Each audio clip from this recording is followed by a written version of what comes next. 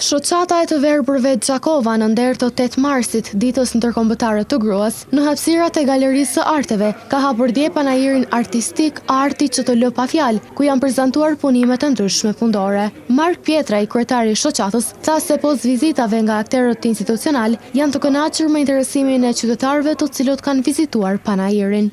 Shoqata e të verbëve Gjakova ka hapur panajirin Arti që të lë pa fjalë të hënën me 9 mars në orën 11.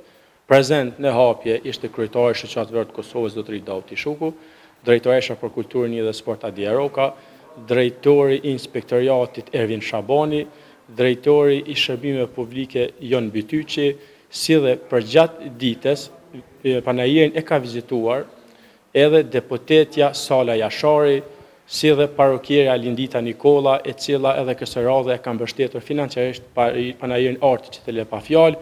Po ashtu jemi të kënaqur si organizat me interesimin e qytetarëve të cilët kanë qenë prezent. Një falënderim shkon edhe për kryetarin e shoqatës Verbët Pezë dhe Gjafer Berisha dhe kryetarin e shoqatës Jukendu Dega në Viti, të cilët po ashtu kanë ardhur gjithë dhe kanë mbështetur për këtë aktivitet. Ky aktivitet është realizuar në kuadër të 8 marsit, ditës ndërkombëtare të gruas. Pietra i shtoi se tashmë ky panajir është shndruar në aktivitet tradicional dhe pritet që të vazhdojë edhe në vitet e ardhshme.